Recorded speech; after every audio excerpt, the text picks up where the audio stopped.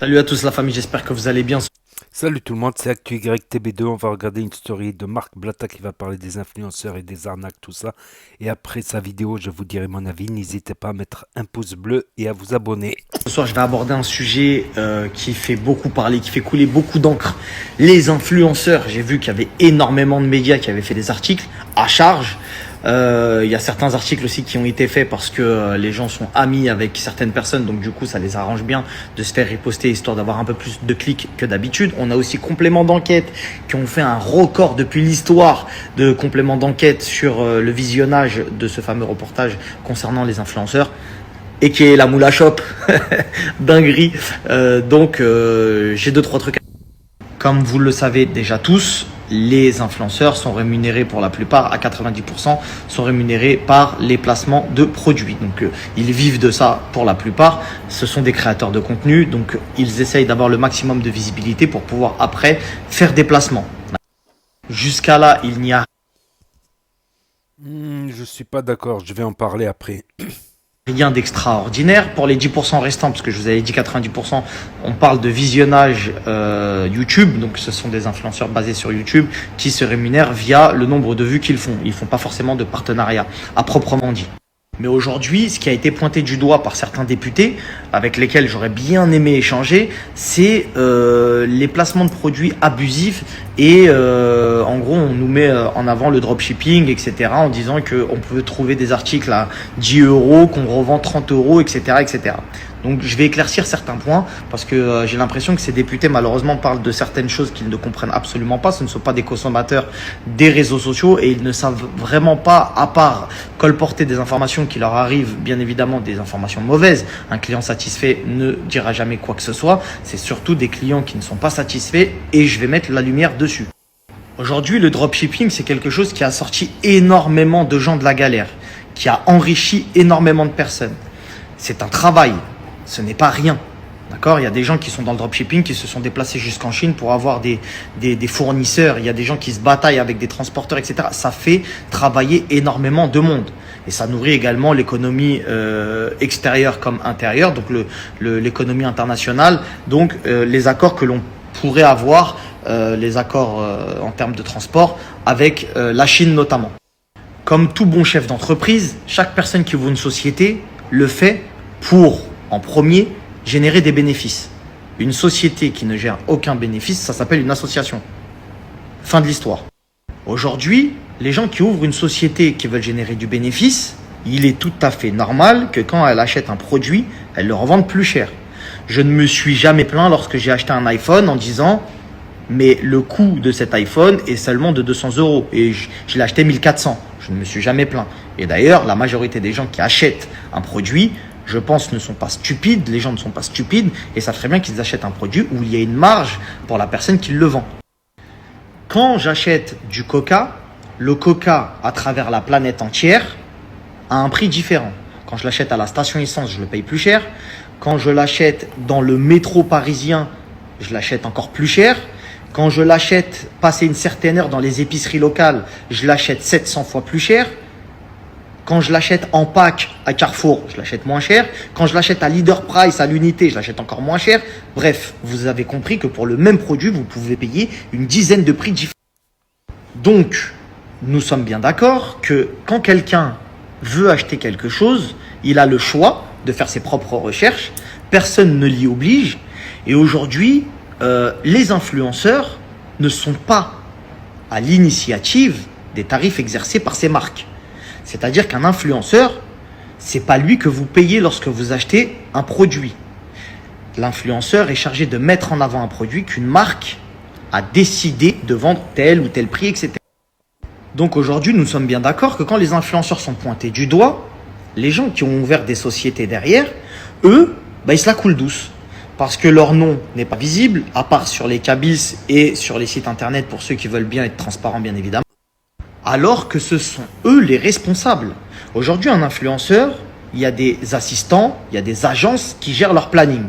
C'est-à-dire qu'il y a des gens qui vous appellent, qui vous disent, voilà, prenons l'exemple de Sarah Frézou, qui est une amie. Ouais, allô Sarah, t'acceptes ce placement-là, etc.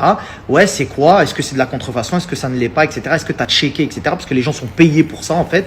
Donc, chacun son métier. Oui, j'ai tout checké, tout est bon, etc. Tu peux en faire la promotion. Sarah prend le produit, en fait la promotion. Dès lors où le lien a été fait avec le client, la société, de par son statut de société, s'engage à ne pas voler, s'engage à livrer les clients en temps et en heure, et à aucun moment, la personne qui achète envoie de l'argent à Sarah elle-même. Parce que les gens ont vite fait le raccourci. Pour que ça soit un petit peu plus clair dans vos têtes, lorsque j'allume la télévision et que je suis sur C8, entre touche pas à mon poste, il y a des pubs. Je tombe sur une pub du McDonald's. Quand je vois le Big Mac, il est incroyable. Quand je vais à McDonald's, je vois que le sandwich, bon, c'est pas trop ça. C'est le sandwich que j'ai voulu, mais c'est pas trop ça. Est-ce que je vais porter plainte contre C8, qui est un diffuseur? C'est un diffuseur. L'annonceur, c'est McDonald's. Donc l'annonceur, celui qui annonce que le sandwich est comme ça, c'est avec lui que je vais me fighter, c'est avec lui que je vais porter plainte, c'est contre lui que je vais faire des procédures. Je sais pas, pour moi, ça coule de source. Un autre point à mettre en avant. Les influenceurs qui sont chargés de faire la pub d'un produit ne sont pas forcément consommateurs de ce produit-là. Il faut savoir dissocier les deux. Mettre en avant un produit ne veut pas forcément dire que l'influenceur, je n'ai pas dit apprécie ce produit, j'ai simplement dit qu'il le consomme tous les jours. On a eu un journaliste qui a dit à Magali Berda, mais pourquoi vous portez pas votre montre connectée? Pourquoi vous ne la portez pas aujourd'hui? En fait, c'est quoi? Tu vas faire la pub d'un truc et tu es obligé H24 de porter le produit parce que tu as envie d'être crédible. Non, tu as présenté un produit. Il y a des gens à qui ça peut faire plaisir. Moi, je peux présenter des produits, on va dire une connerie, pour des femmes. Je ne suis pas une femme, je vais pas consommer le produit, mais peut-être qu'il y a des femmes que ça va intéresser. Ensuite, j'ai une question qui me taraude. Quelle est la différence entre un influenceur et un vendeur du téléshopping? Absolument rien. Pourtant, sur téléshopping, on voit des gens faire la promotion de ceintures pour des abdos, qui font des abdos sur TF1, ils mettent des ceintures électroniques ou je sais pas quoi, avec des électrodes, alors que les gens ont des abdos. On sait très bien qu'ils n'ont pas eu des abdos avec ça. Donc c'est quoi? C'est de la pub mensongère? Non, c'est juste qu'on met un produit en avant. Ça s'appelle la publicité. Alors soit vous devez tous aller faire des études de marketing, parce que je ne sais pas quel est l'imbécile d'entre vous qui va ouvrir une société, faire un produit et dire au mec, non, mets-le dans des trucs un peu sales, etc. Non, mets-le pas en avant. Surtout, tu dis que c'est de la merde, voilà. Non, le produit, tu es censé le mettre en avant. Qui paierait pour une publicité où le produit n'est pas mis en avant, sous ses meilleurs angles, avec les meilleurs arguments? Soyez honnête. Ensuite, combien d'influenceurs ont changé la vie de pas mal de Français? Changer la vie, c'est bien, c'est français ce que je dis. Combien d'influenceurs ont changé la vie de certaines personnes qui ont des marques aujourd'hui qui peuvent être distribuées dans les grandes surfaces, qui ont des marques aujourd'hui qui génèrent plusieurs centaines de milliers d'euros par mois? Ce sont des entrepreneurs français. C'est pas, tu vois ce que je veux dire? Et grâce à certains influenceurs de renom, ils ont pu avoir une certaine visibilité, vendre encore plus de produits, se faire racheter, pouvoir peut-être même pouvoir franchiser certaines marques, etc. Donc aujourd'hui, ce que vous dites, ça va que dans un sens. Ensuite, les influenceurs, vous pensez que ça les intéresse d'arnaquer les gens? Vous pensez que c'est vraiment intéressant pour un influenceur? Sa durée de vie sur les réseaux sociaux, lorsque les gens vont se rendre compte que c'est un escroc, quelle est la durée de vie de cette personne-là? Je vous écoute. Si c'est quelque chose d'altruiste de venir et de dire ouais bah vas-y, bah pourquoi pas, je vais escroquer les gens. T'as une communauté, c'est ton travail. Tu joues avec ton travail, toi? Les gens ne jouent pas avec leur travail. Peu importe qui vous allez voir, t'as vu, comme le loyer, c'est une base. Avant de te payer à manger, tu payes le loyer de chez toi. Tu vois, c'est des bases. T'as un travail, tu respectes ton travail.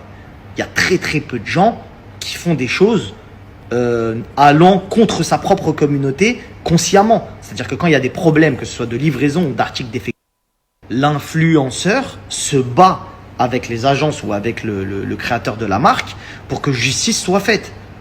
Et ça, les consommateurs, des fois, ne le voient pas.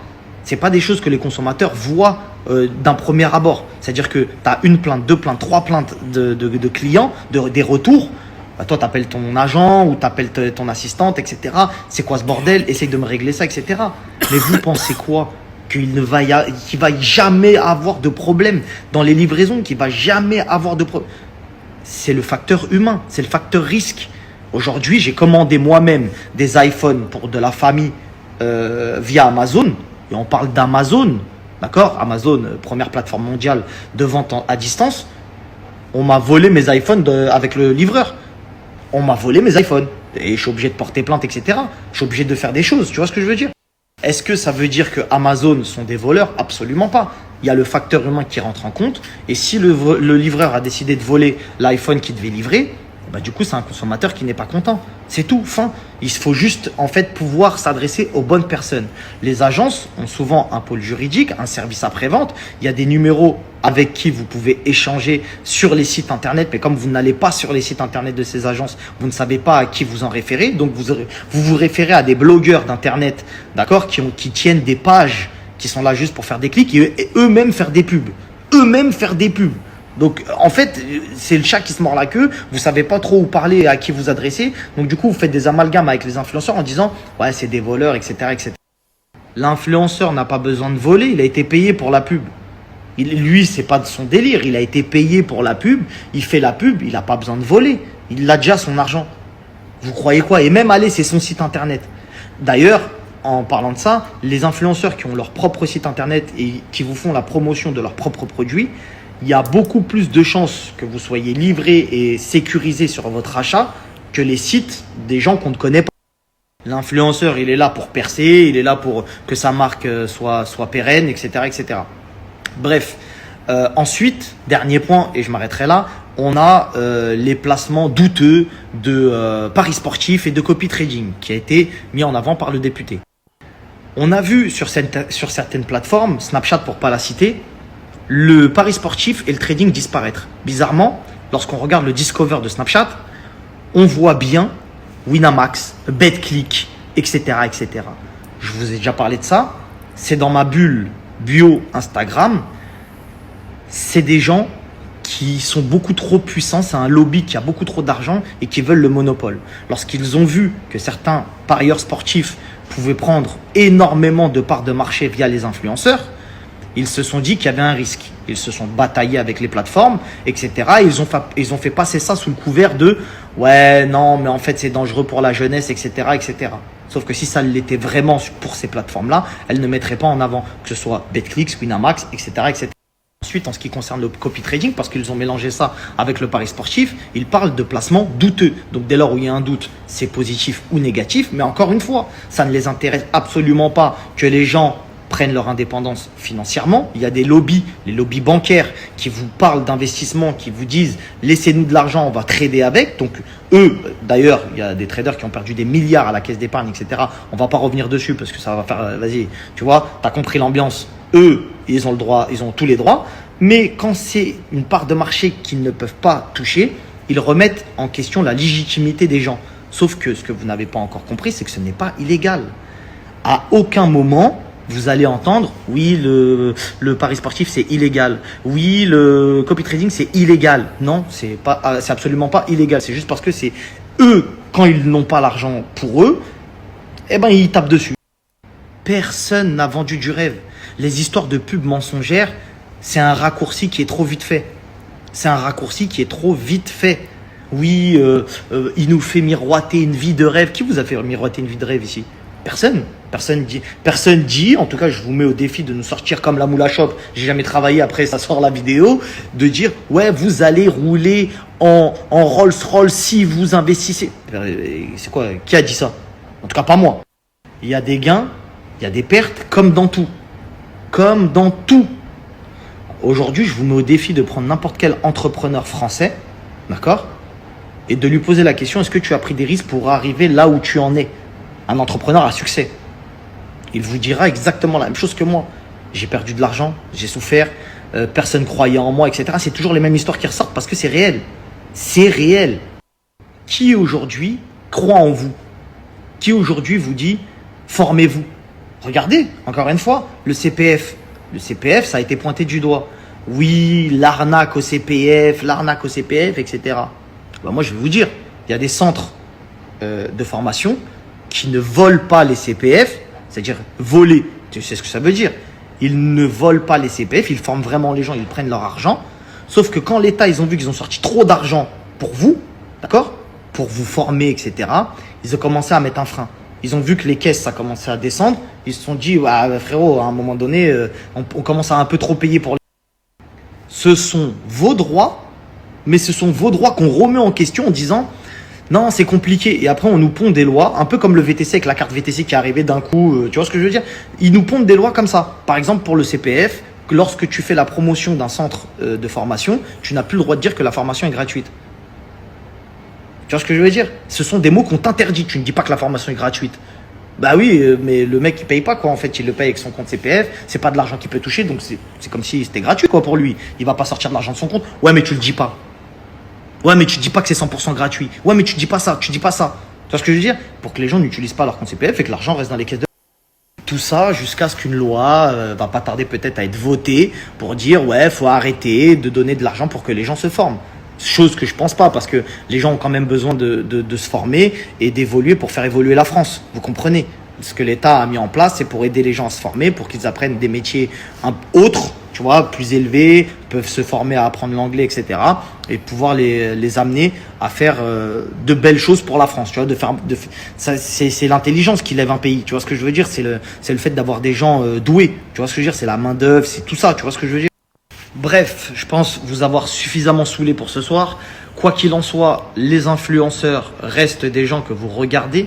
Si nous n'avions pas d'impact, parce que j'ai pu entendre des sacrées conneries. Interview de Greg Zawi, le roi de l'arnaque, soit dit en passant, qui nous dit, oui, Nabila, elle a des followers, mais vous vous rendez pas compte, elle a plus de followers que Tom Cruise.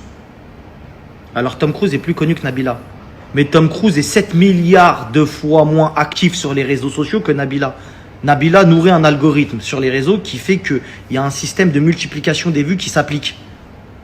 Un artiste qui n'utilise pas ses réseaux sociaux reste à l'arrêt. Il est bien normal qu'une Ferrari à l'arrêt ira beaucoup moins vite qu'une Twingo avec le plein d'essence et en fond de sixième. Donc oui, Nabila est beaucoup plus suivie, entre guillemets, je dis suivi, visible sur les réseaux sociaux parce que c'est son domaine. Si demain Nabila faisait un film, il est tout à fait normal que là on pourrait remettre en question la légitimité de Nabila en disant mais c'est bizarre, comment Nabila peut faire plus d'entrées que Tom Cruise? Tom Cruise est un acteur, il est tout à fait normal que son film soit plus vu, soit fasse plus d'entrées, soit plus bankable, blockbuster, etc., etc. Aujourd'hui, Tom Cruise n'est pas un influenceur, c'est un acteur. Il a une page, c'est une vitrine. Ça se peut, c'est même pas géré par lui. Il y a 99% de chances que c'est même pas lui qui le gère. Il a aucune interaction avec sa communauté. Donc aujourd'hui, il est important de comprendre que l'influenceur, c'est quelqu'un qui travaille avec les réseaux sociaux. Avec les réseaux sociaux. Après, il ne faut pas confondre le nombre de followers avec le taux de conversion. Il y a des influenceurs qui ont une toute petite communauté, mais lorsqu'ils vous font la promotion de certains produits, sont beaucoup plus performants que de gros influenceurs. D'accord? Être populaire ne veut pas dire être rentable. Ensuite, pour terminer, bien évidemment, je vais parler à tous les influenceurs. Tous les influenceurs qui vont voir cette story. Vous pouvez dire ce que vous voulez. Vous pouvez faire les sourds d'oreilles, ouais, semblant, vous voyez pas ce qui se passe. Alors que vos noms retentissent dans les plus hauts grades de l'État. Je vais vous dire quelque chose. Aujourd'hui, notre métier, à tous les influenceurs, tous ceux qui travaillent avec les plateformes, etc., est pointé du doigt. Et on travaille avec notre image. Si vous n'arrivez pas à prendre conscience qu'il faut nettoyer l'image de l'influenceur en général, parce que lorsqu'on ne pointe pas du doigt un influenceur, ils disent les influenceurs. Donc si personne ne se défend et que vous n'essayez pas de protéger votre image, ne venez pas pleurer. Ne venez pas pleurer avec les patrons d'agences en leur réclamant des salaires parce que vous n'avez plus d'annonceurs qui veulent puber avec vous. C'est à vous de parler avec votre communauté pour renouer des liens de proximité. Parce que tout ce que vous avez su faire fut un temps, c'est simplement de proposer des produits sans échanger sur les retours, etc. Tu vois, je ne prends pas tout le monde du doigt quand je dis ça, mais je pense notamment à Sarah Frézou qui a pris la peine des fois de mettre certaines marques dans la sauce, quitte à ce que ça impacte son image. Elle a mis certaines marques dans la sauce parce qu'ils ne livraient pas les produits en temps et en heure. Donc elle a dit le nom de la marque, etc. Même si elle a été payée, elle est partie à la guerre pour sa communauté. Et c'est ce qui fait qu'elle est restée sur une tendance propre. Tu vois ce que je veux dire? Mais il y a plein d'influenceurs qui font semblant comme s'ils n'étaient pas concernés. Et après, ils viennent pleurnicher quand ils font plus beaucoup de placements et qui disent « Ah, c'est dur, c'est dur, c'est dur ». C'est comme ça. Il y a une pénibilité de travail dans chaque corps de métier. Et celui de l'influenceur, ça reste les gens et les médias qui s'attaquent à leur image. Quoi qu'il arrive, la famille, nous sommes tous des influenceurs à notre niveau, que ce soit des gens visibles, des gens un peu moins visibles. Lorsque tu vas dire à ta voisine, achète ça, moi je l'ai essayé, je l'ai acheté, c'est stylé, tu es influenceur. Dès lors où tu es en repas de famille et que tu présentes un t-shirt que tu as acheté peut-être dans un centre commercial, tu deviens influenceur, tu fais de la pub. Donc, quoi qu'il arrive, n'oubliez pas une chose, la famille, vraiment, et je terminerai là-dessus. Ce que vous faites avec vos yeux et vos doigts sur votre smartphone, ça vaut des millions d'euros. Bonne soirée. This is the only way I'm making friends. Quoi qu'il arrive, c'est Donc voilà, c'était la story de Marc Blatta. Donc j'ai beaucoup de choses à dire. Il y a des choses où je suis d'accord avec Marc Blatta. Il y a des choses où je ne suis pas d'accord. Après, c'est mon propre avis. Je peux me tromper ou avoir raison. Donc avant de commencer ça, je voulais dire qu'il a pointé du doigt certaines choses, mais il n'a pas pointé du doigt certaines arnaques. Je peux les citer. Il y avait des paris sportifs où c'était une arnaque, où c'était simplement une cagnotte. Il y a aussi les arnaques horribles. Voilà, ils te disent pour arrondir les fins de mois et après ils te contactent, ils disent envoie-moi ton RIB, je t'envoie de l'argent, je ne peux pas l'encaisser sur mon compte, donc que toi tu l'encaisses sur ton compte et après tu m'en renvoies et tu gardes une partie. Tu gardes 500 euros, on t'envoie 5000 et tu gardes 1000 euros. Et il s'avérait que c'était des chèques volés, donc le mec au bout de quelques jours, une semaine, eh ben, il était à moins 4000 alors qu'il espérait gagner 500 ou 1000 euros. Ou encore le jeu de la fusée où tu pouvais gagner, tout ça, il t'offrait même les 100 premiers euros, tout ça. C'était la promo et tout. Mais quand tu lisais le règlement, tu vois que tu peux retirer tes sous que dans certains pays et pas la France. Donc à vous. si tu joues à ce jeu et que tu gagnes ou que tu veux retirer l'argent que tu as mis, tu peux pas en France. Voilà, parce que la France, voilà, par rapport au jeu d'argent, la France est très réglementée dans tout ce qui est jeu d'argent. Donc, c'est un petit monopole, on va dire. C'est un petit monopole de la FDJ et de quelques autres, Tiercé ou Winamax, tout ça. Donc, c'est un monopole. Ils ont l'autorisation, tout ça. Et d'autres paris sportifs, ils n'avaient pas l'autorisation, tout simplement. L'autorisation sur le territoire français d'exercer des loteries, tout ça, c'est très réglementé. Même pour faire une loterie. C'est très, c'est très encadré en France. Je voulais revenir sur les autres points, voilà, aussi. Bon, sur le cas, je vais dire aussi là où je suis d'accord avec lui. D'abord, je vais dire là où je suis d'accord, et ensuite, je vais vous dire là où je suis pas d'accord, où je fais un mix. Après, quand il dit 80% des partenariats, ben, c'est les influenceurs, et 10% YouTube, je pense qu'il se trompe. Je pense qu'il se trompe.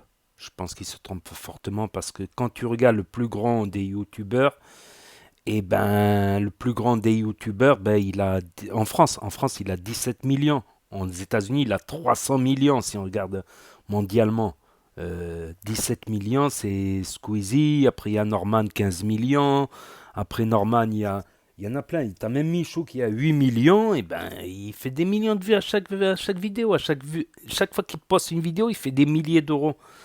Ils font quasiment des salaires à 6 chiffres. Ok, il y a Jazz qui a battu des records, tout ça. Mais en plus sur YouTube, YouTube c'est la plus grande plateforme de vidéos au monde, la plus regardée. Donc non, les YouTubeurs, en plus il y a des niches.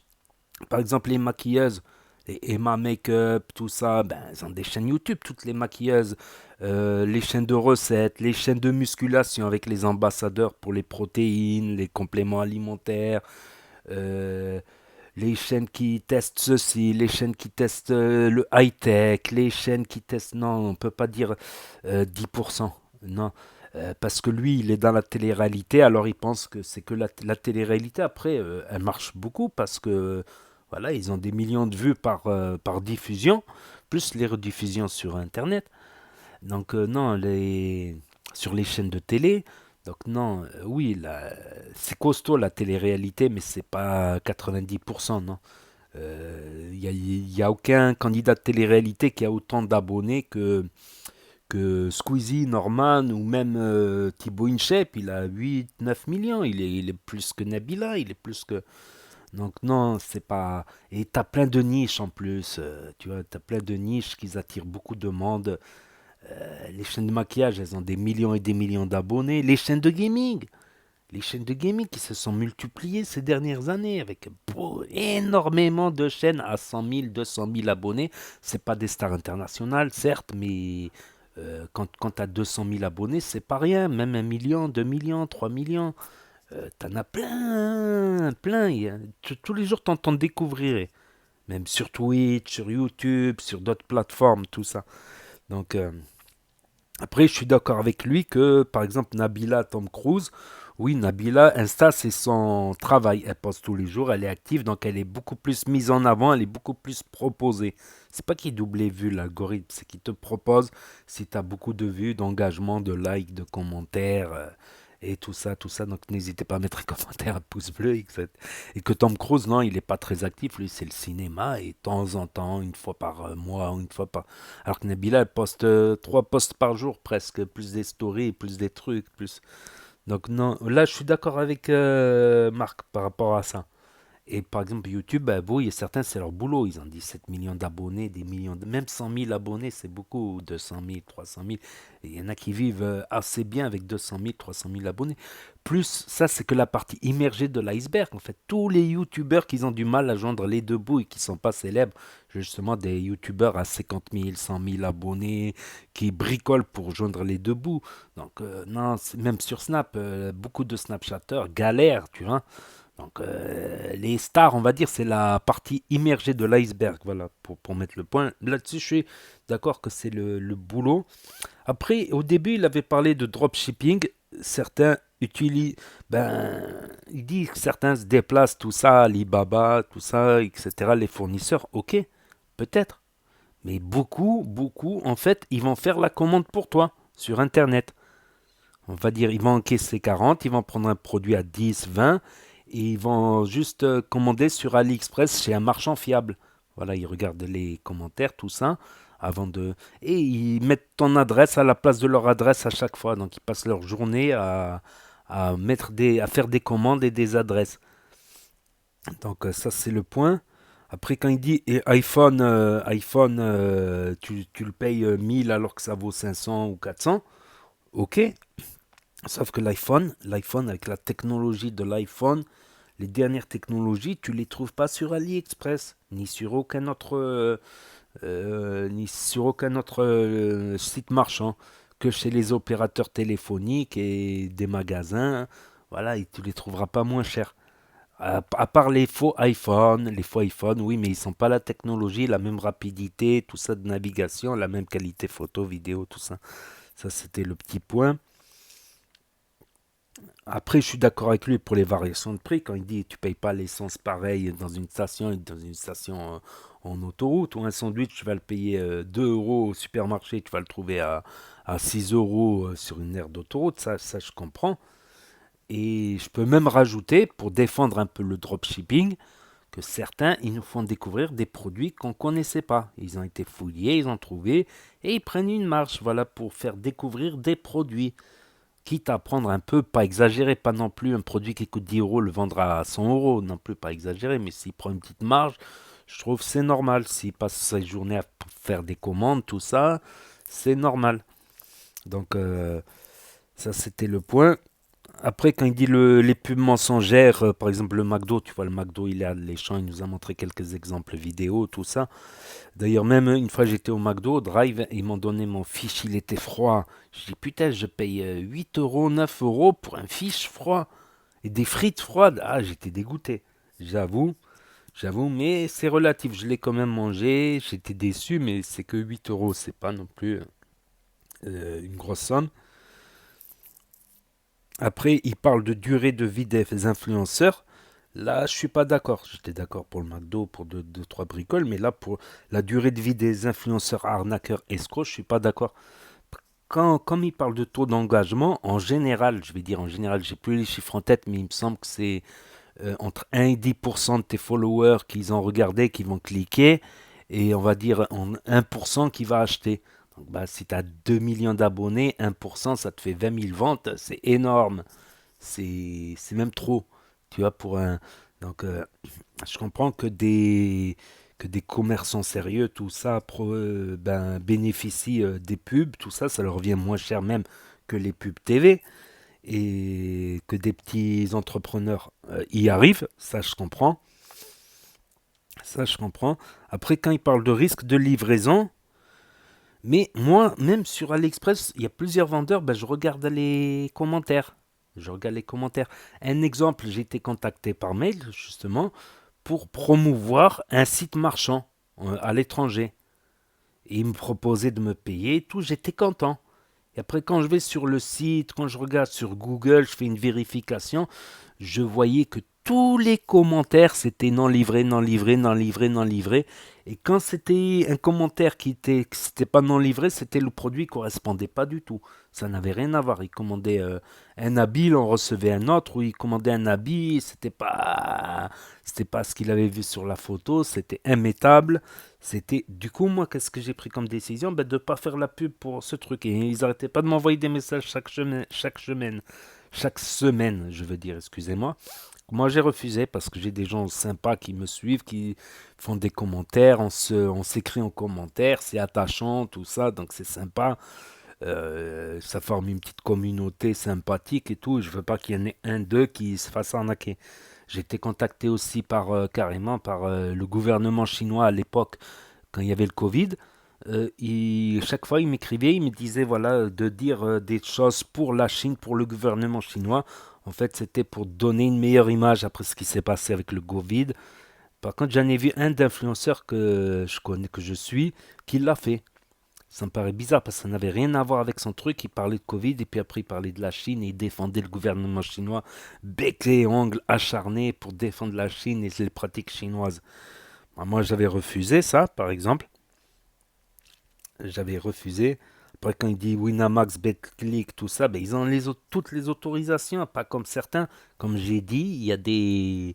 il y avait des, ça a été prouvé que certains paris sportifs c'était juste une loterie. Voilà, ils donnaient aux anciens avec l'argent des nouveaux arrivants et ainsi de suite. Et ils prenaient une grande partie. C'était comme une sorte de loterie. Sauf que la loterie, elle est très réglementée en France. Et une loterie qui se fait passer pour du pari sportif.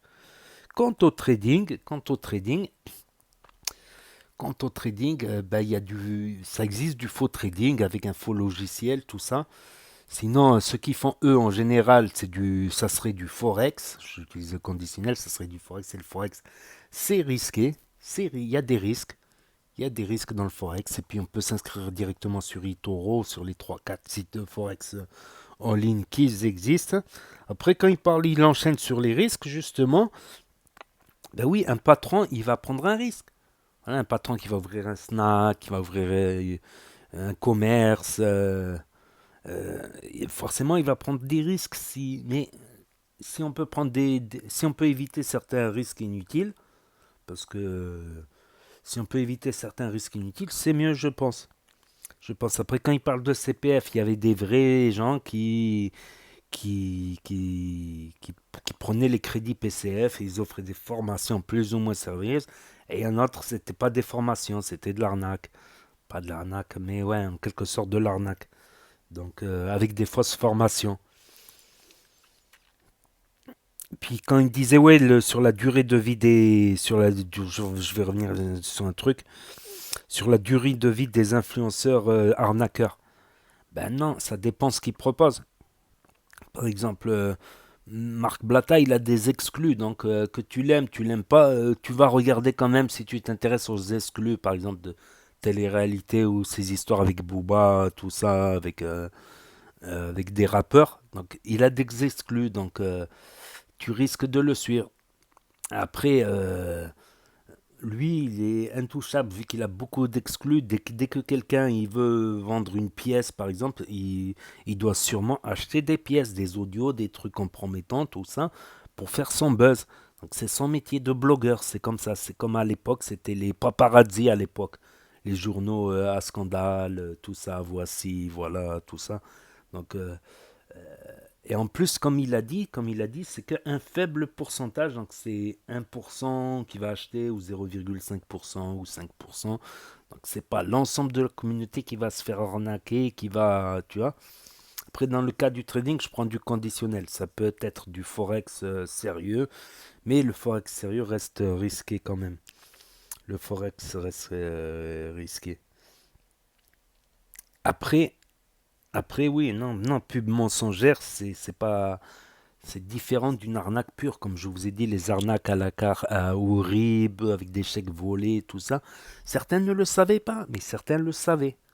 Certains, ils ont tellement d'audience qu'ils peuvent se permettre de perdre 0,5% de leur audience, tout ça. Mais comme j'ai dit, c'est souvent les plus naïfs qui sont les meilleures personnes, les plus attachées, les plus fidèles. Et comme quoi, c'est les gens qui ont un bon cœur, qui ont, tu vois, qui suivent qui suivent leur star et qui les suivent partout, qui les suivent jusqu'au bout. Et tu perds, on va dire, un des noyaux durs de ta communauté. Par contre, d'autres influenceurs qui proposent pas, proposent un contenu sympa, mais pas indispensable, eux, ils prennent un gros risque. Ils prennent un gros risque parce qu'ils ne sont pas indispensables. Après, tu as d'autres qui sont indispensables. Par exemple, certains champions de gaming, et voilà, c'est des champions. Si tu veux voir le champion, si tu veux voir Ronaldo du gaming ou Messi du gaming, tu es obligé de passer par eux, quoi qu'ils aient fait, pour voir les records, les exploits, tout ça. Euh, il y a plein de domaines où, je parle pas que de Marc Blatta, il y a plein de domaines qui peuvent se permettre des choses parce qu'ils sont indispensables, ils sont irremplaçables. Des champions de gaming, plein de choses, plein de choses. Donc, et les influenceurs, chaque fois qu'ils font une télé, ben, ils se refont, enfin, on va dire une pub. Chaque fois, ils se remontent le plein de nouveaux abonnés. En plus, les anciens abonnés, des fois, c'est les moins actifs. Donc, bon, on pourrait en parler pendant des heures. Je dis que mon avis. Il y a certaines choses que je dis qui sont vraies. Après, il y a des choses que c'est moi, je pense, que je peux me tromper ou avoir raison là-dessus. Je crois que j'ai fait le tour. Je crois que j'ai fait le tour, voilà. Il y en a, ils peuvent se permettre de faire des trucs risqués ou arnaques. Il y en a qui le savaient que c'était de l'arnaque, il y en a qui ne le savaient pas. Il faut toujours vérifier. Même si tu touches que 100, 200 euros sur un placement ou 500, c'est pas tout le monde qui gagne 200 euros la journée, 500 ou 1000, 1500, 2000, 3000 et plus. C'est pas tout le monde. Donc tu peux prendre quelques heures. D'ailleurs, c'est ça que je voulais dire en fait. Il y a des influenceurs qui ont refusé beaucoup de placements. Même pour le simple doute, ils ont refusé parce qu'ils sont attachés à leur communauté, ils sont attachés à leur truc, ils savent qu'ils ne sont pas non plus indispensables au monde. Et il y en a, c'est par principe. Et ben malheureusement, c'est pas ceux qui roulent sur l'or. Malgré les vues, malgré la popularité, ben il y en a qui, entre parenthèses, ils galèrent, tu vois, ils gagnent pas des sommes parce qu'ils filtrent trop les pubs et voilà, il y a des musulmans qui veulent pas proposer de jeux d'argent, ils veulent pas proposer de trucs où il y a de l'alcool, ils veulent pas proposer le trading parce qu'ils doutent dessus, ils veulent pas proposer les CPF parce qu'il y a eu trop de bruit autour, des paris sportifs, les trucs et le jeu de la fusée. Ah ouais, j'allais oublier aussi là, les bonbons à 1 euro, ils te disent 1 euro et tu le vois pas, le premier mois ils t'encaissent 29 en fait, et après ils t'encaissent 49. Bah, quand tu es au RSA par exemple, tu touches 500, autour de 500 euros par mois, eh ben 50 euros quand même, ça peut t'aider à faire un gros panier de courses pour manger la dernière semaine du mois, une fin de mois difficile, au lieu d'avoir un paquet une boîte de bonbons. Donc non, ça aussi, il faut pas jouer là-dessus. Certes, c'est vendeur 1 euro le premier mois, après c'est 29, 49. Et souvent, les gens, ils oublient de se désinscrire. Voilà, ils oublient de se désinscrire, ils oublient. Ils se rappellent que quand ils reçoivent le truc, et là, 49 euros. Donc, donc oui, il y a certains influenceurs qui filtrent ou qui ont fait par erreur par le passé, et puis maintenant, ils filtrent plus, ils veulent plus refaire ces erreurs. Et c'est pas forcément ceux qui roulent le plus sur l'or, quoi. C'est pas, peut-être qu'ils sont, ça va, Alhamdoulilah, tu vois, les gens quand même, on est en France, on mange, tout ça, il y a pas de souci, mais voilà, ils auraient pu gagner beaucoup plus en acceptant tous les placements. Voilà, tout simplement, c'est ce que j'avais à dire. Donc n'hésitez pas à me dire ce que vous en pensez dans les commentaires, je lirai. N'hésitez pas à mettre un pouce bleu, à vous abonner, à cliquer sur la cloche. Et je vous dis à très bientôt les amis les potos pour de nouvelles vidéos. Merci d'avoir regardé, c'était Actu YTB 2. Tchuss.